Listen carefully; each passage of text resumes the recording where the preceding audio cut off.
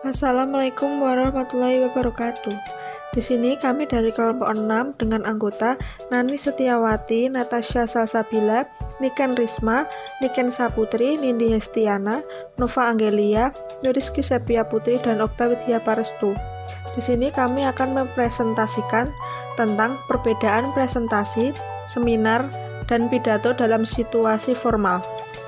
1. Presentasi. Menurut Asjad yang dikutip dari modul kuliah Bahasa Indonesia 2012, presentasi adalah suatu pertemuan yang bersifat ilmiah untuk membahas suatu masalah dengan prasaran dan tanggapan. Persiapan presentasi. Persiapan yang perlu dilakukan untuk menuju presentasi yang baik adalah 1. Persiapan mental adalah usaha-usaha yang dilakukan untuk menimbulkan keberanian dan kepercayaan diri sehingga timbul perasaan yang mampu untuk berbicara di depan publik. 2. Persiapan materi adalah usaha-usaha yang dilakukan untuk menguasai materi yang akan disampaikan di hadapan orang banyak dengan sistematis, luas, dan mendalam. Pelaksanaan presentasi.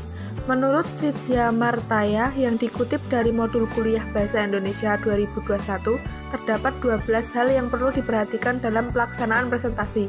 Ke-12 hal itu dibedakan menjadi 2 kelompok, yaitu kelompok bahasa dan kelompok teknisi. 2. Seminar.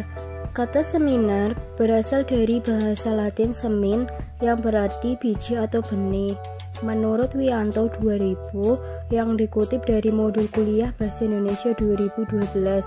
Dengan demikian, seminar dapat diartikan tempat benih-benih kebijakan disemaikan. Unsur-unsur pelaksanaan seminar.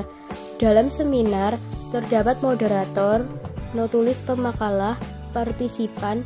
Menurut Wianto 2000 yang dikutip dari modul kuliah Bahasa Indonesia 2012. Moderator bertugas membuka, memperkenalkan makalah dan notulis, mengumumkan masalah yang akan dibahas, membacakan tata tertib seminar, mengatur lalu lintas pembicaraan, dan membacakan kesimpulan serta menutup diskusi.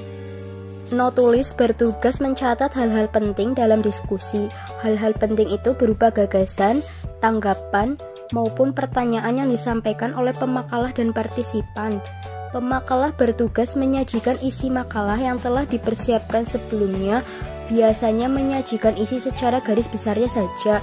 Partisipan bertugas berpartisipasi secara aktif untuk mengikuti seminar. Ketiga, pidato dalam situasi formal. Berpidato merupakan suatu kegiatan berbicara di depan halayak ramai atau berorasi dalam menyatakan pendapatnya atau memberikan suatu gambaran mengenai suatu hal. Pidato yang baik adalah suatu pidato yang dapat memberikan kesan positif bagi orang-orang banyak yang mendengarkan pidato yang disampaikan tersebut.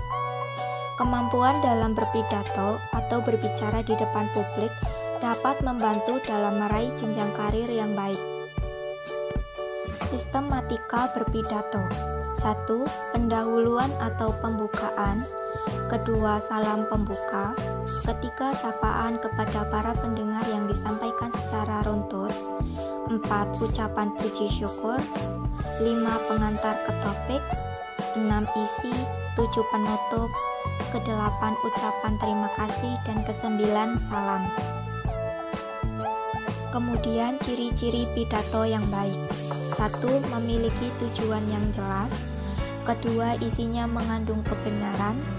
3. Cara penyampaiannya sesuai dengan para pendengar. 4. Menciptakan suasana efektif dengan pendengar. Dan yang kelima, menggunakan intonasi, artikulasi, dan volume yang jelas. Beberapa metode pidato.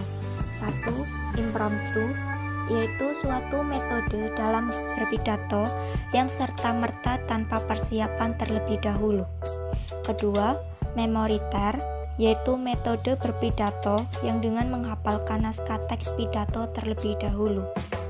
3. Naskah, yaitu suatu metode dalam berpidato dengan membacakan teks pada saat berpidato. 4. Extemporan, yaitu metode berpidato yang terlebih dahulu menyiapkan secara garis besar konsep pidato yang akan disampaikan. Kemudian, beberapa persiapan pidato. 1. Wawasan pendengar pidato secara umum. Kedua, mengetahui durasi lama waktu pada saat berpidato. Ketiga, menyusun kata-kata sehingga dapat dengan mudah dipahami oleh para pembaca. Keempat, mengetahui jenis pidato serta tema acara. Kelima, menyiapkan berbagai bahan dan perlengkapan pidato.